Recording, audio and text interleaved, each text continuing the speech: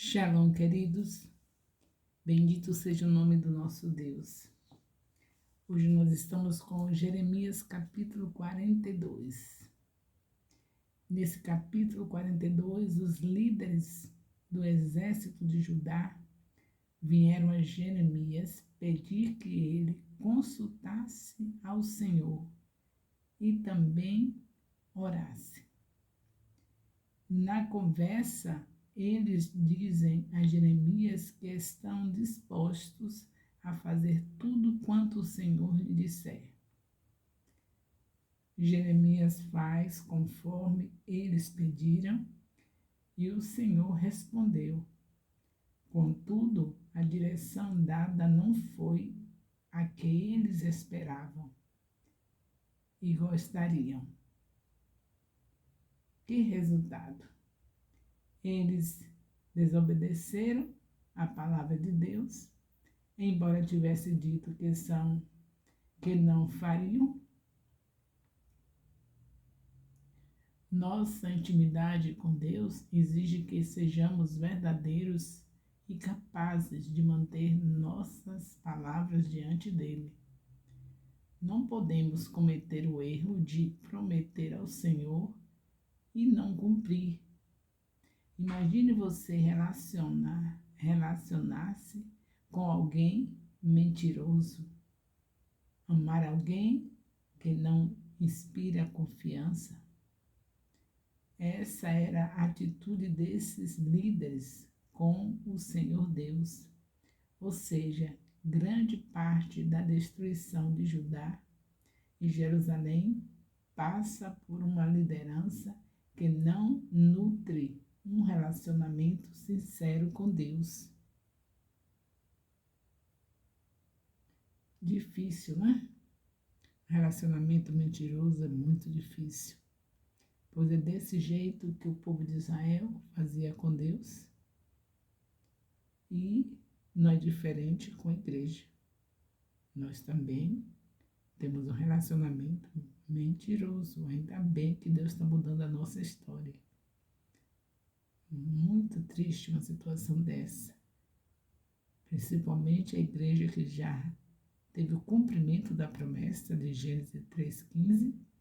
Israel estava vivendo pela fé de que Jesus viria e falhou o tempo todo. Deus sempre tentando fazer-os lembrar da promessa de Gênesis 3,15 para eles manter-se esperando, porque uma coisa que não se espera não vai acontecer. E Deus é fiel para poder acontecer. Acompanhou essa trajetória que vocês estão vendo, desde Gênesis até Malaquias, Deus dando os entretenimentos para ele, fazendo denguinho neles. Deus desceu, veio para o tabernáculo, no Santo dos Santos, para que houvesse alguém que estivesse todos os dias confessando o pecado dele e do povo, que era o sacerdote. Isso manteria a esperança de que Deus ia enviar seu filho. E nós vemos que eles continuavam, mesmo com Deus descendo, estando no Santo dos Santos, eles continuavam se afastando de Deus. E hoje, Jesus Cristo já desceu, já cumpriu a promessa, já está à destra do Pai, com uma nova promessa, que é para voltar da mesma maneira como ele foi assunto aos céus e levar a sua igreja adornada, linda, maravilhosa, mas infelizmente as vestes da noiva ainda não estão adequadas para receber o noivo. Ainda tem muita mentira. A gente nós dizemos para a pessoa que passa ao nosso redor: Jesus te ama. Uma terrível mentira. Porque se a gente sabe que Jesus ama a pessoa, quem vai apresentar este amor somos nós. E infelizmente a gente não apresenta e diz para a pessoa que Jesus ama. Mas Jesus deixou nós, como igreja, para amar as pessoas, para tirar as pessoas da mão de Satanás.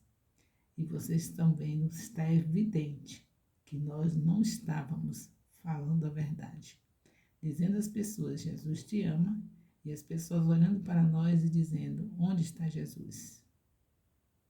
Onde está esse amor? Porque tem que você que é vizinha de alguém, quando disser que Jesus ama, ela ter visto esse amor em você. As estratégias que você estaria usando diariamente para conquistá-la para Jesus. Se for o homem conquistar o vizinho para Jesus. Se for mulher, conquistar a vizinha para Jesus. Com estratégias. Como é que se faz? Tem um investimento. Um investimento de oração, chegar na casa da pessoa, da vizinha e perguntar, está precisando que eu ore por você por algum motivo? Eu estou disponível para orar. Hoje já jejuei, já estou jejuando, justamente com o propósito de ajudar as pessoas na aflição que estiver passando, porque Jesus falou que são muitas as aflições do justo, mas Ele livra de todas elas. É claro que essa vizinha ainda não está justificada pelo sangue de Jesus. Você já está profetizando sobre a vida dela, que está disponível para orar, para que aquela aflição que ela está passando seja retirada. E nós sabemos que a palavra é verdade. O Senhor diz que toda aflição é retirada. São muitas, mas Ele livra de todas elas. Então você já tinha uma palavra de oração. Quem é que recebe uma oração pela manhã ou pela tarde da sua vizinha que não vai se sentir amada? É esse o amor de Jesus. É isso que você deve dizer. Jesus te ama e você e eu, nós, fazemos isso.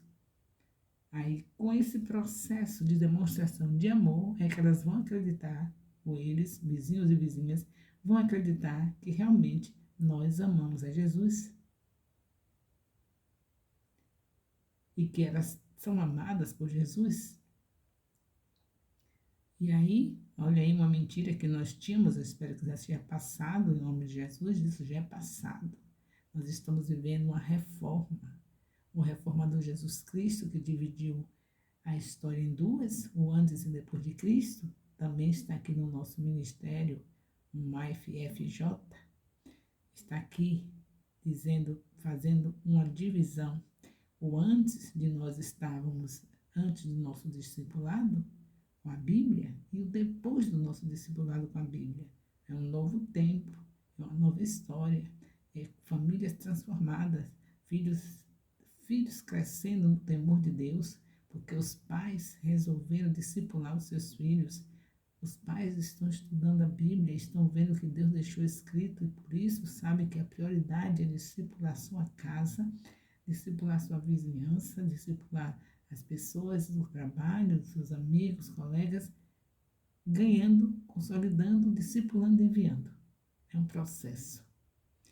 Então, graças a Deus, já estamos numa nova história. O reformador Jesus não falha, ele está atuando. Mas era muita mentira.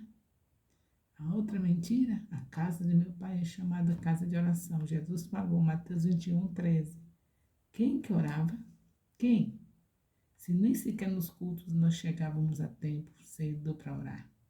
Nem nos cultos, para chegar 15 minutos antes, para a gente estar orando, pedindo ao Senhor, para que aquele culto seja agradável a Ele, porque nem bem sabemos cultuá-lo, mas o Espírito Santo nos ensina. Então chegávamos mais cedo e orávamos para isso. Mas isso havia? Havia isso? Não havia. Era uma mentira. A casa do Senhor, essa casa de oração, que Deus nos fala sobre isso, e a gente dizendo que é, falando que é, e estava mentindo, porque nem sequer chegar mais cedo para orar no culto, nós não chegávamos. E cultos de oração, mostre-me qual foi o culto de oração que você estava lá, de joelhos dobrados, um grande número de discípulos orando no templo, escala de discípulos para cada equipe orar determinado horário. Onde nós vimos isso? Então nós estávamos vivendo uma mentira assim como Israel, desagradando a Deus assim como Israel estava. Mas eu acredito que hoje nós temos uma nova história. Hoje, a essa altura, nós já temos turnos de oração, já tem pessoas escaladas para orar, no amanhecer, orar o dia inteiro no templo, a porta aberta para que os cativos e oprimidos passarem na porta do hospital de Deus, que é a igreja, e serem libertos dos seus males, serem livres das mãos de Satanás. Essa é a verdade que deve existir nas nossas vidas, porque é a palavra de Deus que diz. Então, queridos, mais uma vez estamos fazendo analogia. Analogia é o que estou fazendo, não estou fazendo estudos teológicos, eu estou fazendo analogia, comparando o capítulo tal, o que está acontecendo aqui, com o que está acontecendo hoje, o que Deus está fazendo hoje, o que Deus fez com eles. E se quiserem um curso, um estudo de discipulado mais profundo, aqueles que querem, só é me falar que nós vamos estudar mais profundo cada capítulo. Nós temos uma escola que é confiável, escola de teologia. Então, só é falar, mas eu creio que aqui está um nível que dá para todos entenderem. Todos entenderem, está bem fácil. Só fácil comparar, porque é justamente para isso que Deus deixou. Deus não deixou isso aqui somente para você ver e ficar estudando teologia. Ele deixou para você ver o que o povo dele fez e o que ele não quer que aconteça com a igreja. Por isso que ficou registrado, para nós não fazermos as mesmas coisas. Por isso que eu me interesso em fazer a comparação. E foi isso que Deus... toda a Bíblia, de Gênesis a Malaquias, é mostrando Jesus, apontando Jesus, procurando manter a fé daquele povo para eles não estarem esquecidos da promessa, porque senão a promessa não aconteceria. O tempo todo o amor incondicional de Deus, de Gênesis a Malaquias, e depois continua. Jesus vem e a gente continua desse jeito, e o amor de Deus incondicional permanece para sempre. Mas só que ele também disciplina. O que nós queremos é evitar que a gente passe o que Israel passou. Você já imaginou as coisas que Israel passou por causa da falta de obediência a Deus? De não nem lembrar do livro. Nem lembrava. Teve vezes, como vocês viram, que o livro estava perdido. Não sabia nem onde estava. Que livro? O Pentateuco, a base da Bíblia, o alicerce da Bíblia, os 5 primeiros livros escritos por Moisés. E assim por diante, mas Deus está conosco, trazendo para nós a vitória, porque Cristo voltará e a igreja vai estar adornada em nome de Jesus. Então vemos que aqui, Jeremias 42, o Senhor está mostrando mais uma vez, como sempre, Ele mostra a direção de Deus para nossas vidas, o que Deus quer para nossas vidas. E vocês continuam fazendo a leitura, só fiz um comentário, alguns versículos, um comentário que foi feito, e alguns versículos como esse de Jeremias 42, de 1 a 6, os líderes do exército consultam a Deus, vimos aqui, tem também Jeremias 42, de 7 a 19, Deus dando a direção, Jeremias 42, de 20 a 22.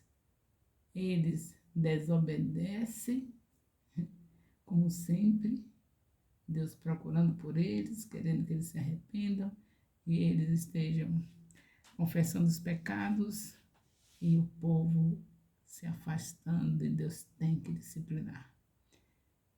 A mesma coisa com a igreja. O povo se afastando, vivendo mentiras, como igreja do Senhor não pode acontecer isso. Aí veio a pandemia. Aqueles templos fechados, com toda a condição de serem abertos, com turnos de oração, pessoas escaladas para orar, agora estavam fechados na pandemia, porque a praga veio. E a igreja foi alcançada pela praga. Nós estamos aqui pelo milagre do Senhor. A misericórdia do Senhor nos alcançou, mas a igreja foi alcançada. Muitos foram ceifados na pandemia. E nós sabemos que as portas se fecharam por castigo.